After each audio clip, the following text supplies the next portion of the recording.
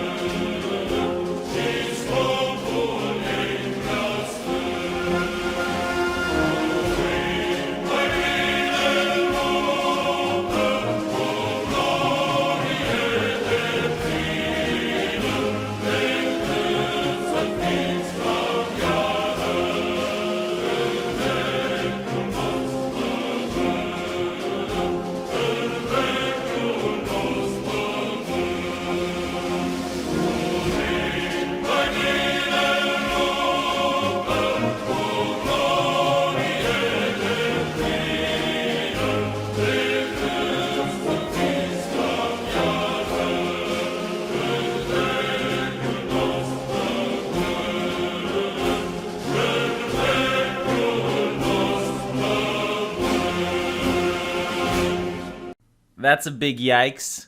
A major yikes from me. I forgot that the Romanian national anthem has so much hate speech in it. Absolutely horrible. I am pretty sure there is a Twitter terms of service violation in it. I don't know how my ancestors lived like that. I just don't understand how you can live without Twitter's Trust and Safety Council in order to keep people safe. Can you imagine the danger that my ancestors lived under? It is so great that we live in today, isn't it? Like, right now, we are safe. That is the most important thing. Safety. Ugh, liberty. You know, like, liberty? Like, when you look at the Nazis, it's like, Arbeit macht frei, and they heard the word frei. Like, see? There you go. Frei. Nazi. There you go. Connection established. Mask off. No, like, we need equality. We need equity. We need all these important things, like safety. Who needs freedom? Liberty. It's dangerous. Horrible. So hopefully they're going to make a new anthem soon. Because it's just incompatible with modern European values that are coming from Western Europe. We have been told that the word Christmas is highly problematic. And it's not just in the European Union. Apparently in the United Kingdom, you had ministers planning to use slogans such as, "Don't take COVID home for Christmas." However, the United Kingdom is blessed with civil servants. These are the most important people in society. They keep democracy on their shoulders. And it's kind of like wise men, like very, very wise men. And they said that the word Christmas may offend minority religions. Do you know what I think, though? I think that this should be banned. And I'm not referring just to the word Christmas. No. I'm referring to the information that the word Christmas can be harmful for minorities. Because imagine if Putin is reading this paper and now he has the knowledge of how to upgrade the Russian military in order to fight NATO in the future. Because NATO understands that diversity is our strength, but diversity has a kryptonite, the word Christmas. So now Putin can create sonic tanks. He can create powerful devices which just drive around the battlefield and go, "Christmas. Christmas is coming. Christmas is here." And the minorities are going to be hurt by this. They're going to be like, "No, stop it, Russians. We give up. We give up. Just please stop abusing us." So this is very harmful information that's being provided. This is state secrets that are being leaked into the public And now other people, such as the Russians, can use those state secrets into upgrading their military. So now we are at a major, major disadvantage because of publications such as the Daily Mail and because of the civil servants in the United Kingdom. So I think they need to be locked up for national safety. And I also think the military in NATO needs to figure out of a device like an earplug or something like that in order to protect these religious minorities from the word Christmas. Because it's very dangerous, and as we have already discussed, the Russians can take advantage of this. Now, while we're on the subject of warfare, I'm going to deviate a little bit from this Week in Stupid tradition and tell you something which has happened behind the scenes. And it involves the founder of this Week in Stupid, Sargon of Akkad. You see, I caught him having a disagreement with Arch, and the disagreement was which time of history is more interesting. And of course, Sargon of Akkad, he prefers medieval history. He finds the medieval battles and tactics to be quite fascinating, while Arch prefers more recent history, after people start using firearms. I suppose somewhere right about when the Americans start their Civil War and going forward. So, I'm really curious, dear viewer, which type of history do you think is more interesting? The one where people ride horses and swords into battle, or the one where people are using firearms? Cast your vote now. Tick tock, think about it. Because I personally think they're both right. And no, I don't mean you have to choose. I think you can be a fence sitter on this issue. I am the king of fence sitters. I will find middle ground in everything. So why not both? Why not both people running with horses and swords and people with guns? I'm talking about something like this. The samurai. Warriors bound to a strict code. Each sword was the soul of its owner. Each katana gave its owner great power. Learning to smelt ore for 3 days. Burning away all impurities. Learning to heat the iron and folding and refolding the blade. Each fold bringing beauty and strength to and learning how to temper the blade with clay and with water. All may be too slow, and the cutting edge will be soft, and the blade will shatter a dull problem. A sword that can cut the clouds in flight. Capable of firing at a rate of over 200 rounds per minute, with its rotating barrel and hand-cranked automatic reloading system, this gentleman is the Gatling machine gun. Created by renowned inventor Dr. Richard J. Gatling, his gun is the finest weapon to provide a continuous high rate of fire without pause for reloading. With Gatling guns in your arsenal, a crew of just 4 can do the job of 4 trained riflemen, reducing the cost of your army and at the same time increasing its effectiveness. And all through American ingenuity. Well, gentlemen, are you ready to sign? So there you go. I apologize for that little outburst. I know it's a little bit unorthodox for This Week in Stupid, but I just wanted to show people that you can always be a fence sitter. No matter how difficult the times may be, no matter how difficult the conversation, you can always find a way to fence sit and please everyone involved. Moving on, as customary, we usually start with some of the more funny stories.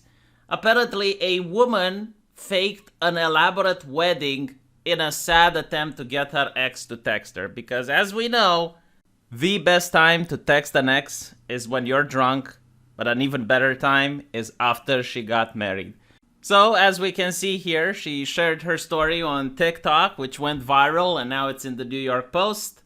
And she appears to be a little bit embarrassed over what she did, probably getting a little bit of buyer's remorse for spending so much money on this very interesting and very original conspiracy theory. Yes, this is right. This is what a conspiracy theory looks like. She used other people to conspire the theory that if she were to get married, her ex would call her.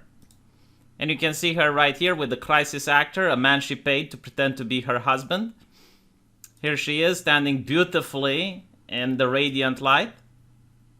And now she is thinking about her future. She's probably expecting that the ex is going to call her. And as you can see, many beautiful pictures with this lovely lady. But as you can probably imagine, unfortunately, the ex did not call her. Now, this led to a lot of people being sympathetic in the comment section, telling her to hang in there. She's going to find someone eventually. Other people who feel a little bit nostalgic for her.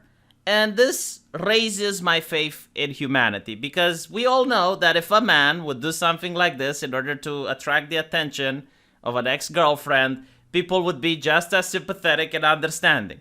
And this shows that we have finally managed to reach equality. Now, sure, there is more work to be done, because equality is just a stepping stone in the way to equity. But it's nice that we have what we have. And since we are on the subject of the fairer sex, let's see how Gina Carano is doing on the Twitter. Apparently, she posted this very beautiful and romantic picture showing what happens at a shopping mall between two individuals on the side of the fence. The fence is there to protect them from the evil virus, which has been plaguing us for 2 years now. And you can see the people reaching out. And I want to highlight the fact that this is the correct way to do it. It's the person with the documents, the person with the paper that is reaching out on the other aisle. You should try not to do it the other way. Like if you're undocumented, if you don't have the correct paperwork, do not reach your hand where it doesn't belong. Allow other people to reach for you if they feel like it. Now, a similar thing happened in Romania, where Kaufland and Lidl decided to do this. And I want to mention that it wasn't that the Romanian government made them do this. There was absolutely no law, no legislation. No one called for this. But because these corporations really care about our health, they did it themselves. Bless their hearts, using the science in order to reduce transmission and reduce the spread. Now, unfortunately, there is some bad news. You see, I wanted to go there and do a little bit of a photo op so I can show it to you guys. You know how artists, they like to travel in various places and take pictures of themselves? So I wanted to first go onto the side where you need papers to enter. And I would have asked the people on the other side, hey, do you need anything? Do you need any food? Do you want me to give you a Snickers bar? You know, like hand the Snicker bar towards them. It's like, hey, if you're hungry here. And then I could have gone out and gone on the other side, because if you have papers, you can go wherever you want, of course. And I would have just clinged to the fence and look with puppy eyes and with a wobbling lower lip towards the other side, you know, and point towards a candy bar. It's like, mister, can I have that, please? But unfortunately, by the time I got there, the fence was removed. You see, a lot of people didn't like the aesthetics, I suppose. They really didn't like the eyesore of these fences. So when Romanians don't like what a corporation is doing, you have to understand they're a little bit reactionary. So they start filing complaints after complaints after complaints. And I think they filed a complaint to the health inspector, to the safety inspector, and they also, a couple of them, tried to sue the store for discrimination. Now, from what I understand, the health inspector found no problem with this, but the safety inspector said that this is a fire hazard. Because in case there is a fire, it's very difficult for people to reach the fire exit in time with these fences. So they decided to give a fine to the company, as well as order them to remove the fences. And to me, this was a little bit disappointing. I don't like living in a society where the freedom of expression of a corporation is infringed in such a brutal manner, calling various inspectors on them. Horrible. But it is what it is. You know, I would give them a piece of advice, though. And I'll try to help them out, because I appreciate what they were trying to do, and I appreciate that they were trying to keep people like me safe.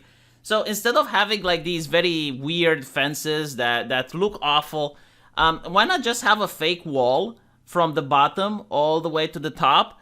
And then you can paint beautiful things on it. You can paint a rainbow on it. You can have the EU flag on it. And then you can also have like an additional fire exit on each side, and everyone is going to be happy. right? That's how you do it properly. That's how we do it in a civilized society. So if people want to be reactionary, that's fine. But I suggest that the corporation finds a way to keep us safe while keeping people happy at the same time. Now, you may be wondering, why do we have this in Europe and you don't have that in America? Why do we have fences in grocery stores in Europe, but you don't see that in America? Well, the reason for it being is that Europe doesn't have science. You see, only America has science, because I recently found out that Dr. Fauci is science, and he is in America. So only America has science. So anybody who spends lies and threatens and all that theater that goes on with some of the investigations and the congressional committees and the Rand Pauls and all that other nonsense, that's noise, Margaret. That's noise. I know what my job is. Senator Cruz told the Attorney General you should be prosecuted. Yeah. I'd have to laugh at that. I should be prosecuted. What happened on January 6th, Senator? Do you think that this is about making you a scapegoat to deflect from President Trump? Of course.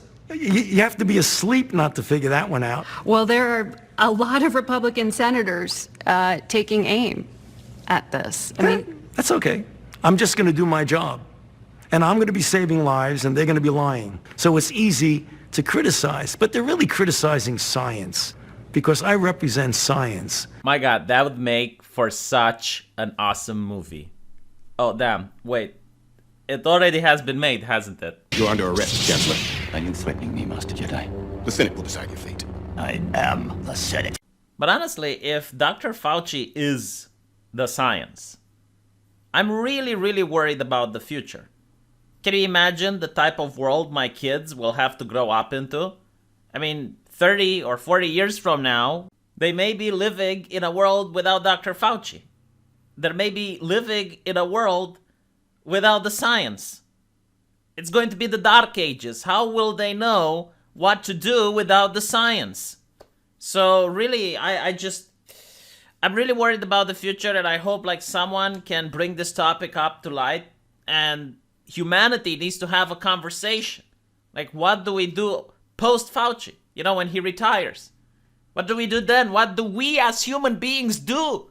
I'm very worried, very anxious. But in the meantime, I'm just happy to be alive.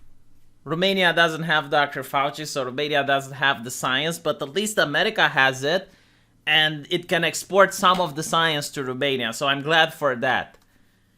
No, but I just can't underestimate just how important Dr. Fauci is for humanity. You don't think this? Alright, well, let the US president tell you how important he is. They occur. I've seen more of Dr. Fauci than I have my wife. We kid each other, but they look, who's president? Fauci. But all kidding aside. I don't get the joke, because you can't joke with things that are true. It's obvious that America runs on science. The energy of the United States right now is science. It's not oil. That is painfully obvious. Oil is becoming more and more expensive to the point where no one is going to be able to afford it, but everyone can afford science. And since science is Dr. Fauci, then America is running on Dr. Fauci. I'm not kidding, because by the way, and this is something else we need to address, alright, chat, we need to have a conversation. Everyone gather around. This is serious. It's time we have a conversation. Jokes are dangerous. I found this from CNN. So I want to ask all of you to stop being funny. This is important, alright? Like, when you make a joke, you are hurting people. Here is CNN explaining it to you. Combating meme makers is different than rebutting newspaper columnists. And the memes are pretty powerful sometimes. My suburban grocery stores never had empty shelves like that, but the messaging here saying that Biden is to blame for anything bad about the economy, it is clearly sticking to some degree. Oh, wow. That worries me. That worries me to a great deal. You're telling me the multi-billion-dollar organization, CNN, can't handle a couple of memesters on the internet? What is happening at CNN? It's almost like something changed. And it's not just because of that, but look at this. nearly 4 million Americans have been out of work for at least 6 months.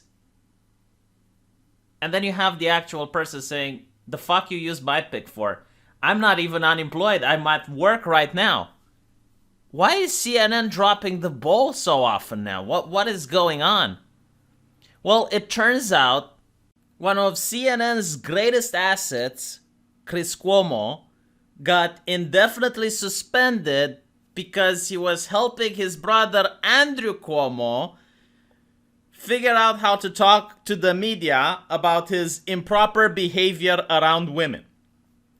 So, I guess now I can't call CNN the Cuomo Nepotism Network, which makes me very sad. But secondly, I love the expression indefinitely suspended. I mean, the idea of getting suspended means that it's temporary. But indefinitely suspended is also something YouTube uses. They send people a message. Due to severe account violations, we have suspended your account. Will I ever get it back? No. Can I make another one? No! So that is what suspension now means. It's indefinite suspension. Why don't they just say terminated or fired? I don't know. But anyway, it makes me sad because Mr. Cuomo was one of my favorite mainstream media personalities. I mean, the man was a visionary. You see, he wasn't just reporting on the news. He was also like a pseudo-expert. You know how most people are incapable of thinking for themselves. And they need the experts to tell them how to think. That's how the world works. But there are very few selected individuals that aren't like the average Joe, but they're not experts either. They're somewhere in between. Like a pseudo-expert. Like a demigod, if you will. You know, like a person that's not a mortal, but he's not a god either. He's a demigod. And this is what Chris Cuomo was able of doing. He was able to figure out and propose new legislation. Like, for example, when it comes to self-defense. That somebody chasing you is going to beat you to death. Why else was he chasing him, Chris? Probably to get him and beat him up, hurt him. But again, my problem is with the law here. Okay. Look, we don't know what he was going to do. All we know, now we do, because now we know that none of the people involved here ever killed anybody before or are known for that kind of violence. So this is how the law should be made. And I agree with Cuomo because it's really brilliant. I mean, this is going to make for a more just society. Everyone should study time magic. And when you're on the street and someone chases you, you allow them to catch you and then you see what they're doing. And if they're doing something really bad, then you rewind time and you can defend yourself. But if they're not doing something really bad once they catch you, then you just take it. You know, like if they just apply a correction, if they rough you up a little bit, that's fine. If they don't go overboard. So you can see the vision here from CNN. They're some of the best authoritative sources out there. Now, they also have an interesting way of interpreting the American Constitution when it comes to protesters. And please, show me where it says that protests are supposed to be polite and peaceful. And please. There's the First Amendment. You just gotta look it up, Mr. But the most important thing is that Chris Cuomo has taught me how to be a man. I'm working out. I mean, let's be honest. You don't have to look like that by nothing. No, I'm kidding. Just get a little pre-show pump. What does that say? Cuomo prime time. Hashtag let's get after it. 100 pounds. You know, just kind of just work it out. A little bit of light stuff. Yeah. Yeah. Yeah. Yeah. News time. We're also using that Fred Flintstone dumbbell. This is multitasking for a real man. Huh. Hi-ya. Huh. Hi-ya. So, I don't know what I'm going to do now. I really don't know. Like, my male idol, my symbol, my aspiration is gone. Hopefully, Fox News is going to hire him. One can only hope. Because I want to see more of him. He was honestly not just entertaining, but he was a model to follow. Finally, I got one more news for this week. a university offers a racially segregated processing space after the Rittenhouse verdict. Now that is progressive. That is so fucking progressive. When I think of progressive ideology, when I think of social justice, the first thing that comes into my mind is racial segregation. Because that is progressive. And I just have a question though, you know, like since a university is putting people in a box based on arbitrary characteristics, so Asian people go into the Asian box and Romanian people like myself, I guess, would go into the Romanian box. Do black people get in a black box? I see, I can make that jokes. Come on. Am I not good? But yes, like, no, this university, wow, I really want to apply. Because I'm really not a racist, but I think they can teach me. I would have a lot to learn from them. By the way, like, if you have a time machine, you can erase a lot of bad things from the American past. Like, everything bad that the KKK did, if you have a time machine, you just talk to the Grand Wizard or whatever they're called, and you're like, look, just calm down, don't do anything. Because in the future, America will become progressive. And when they're progressive, they're going to do the whole segregation thing. So just stop what you're doing right now. There's no need for it. Just calm down and let the progressives take over. And then, like, literally everything that the Klan has done would be erased. And it would be just fast forward to the day. And through the academia, through the people that are wise, you would now have, well, as you can see here, racial segregation. Anyway, let me know what you guys think. I hope you enjoyed this segment. And as usual, I'll be live streaming right after this. And if you enjoyed this channel, please consider subscribing. There's an eBay link into the pinned comment, and you can donate if you want. And if not, please share this video around. It really helps with the algorithm. And for the rest of you, I'll see you on my live stream. Take care.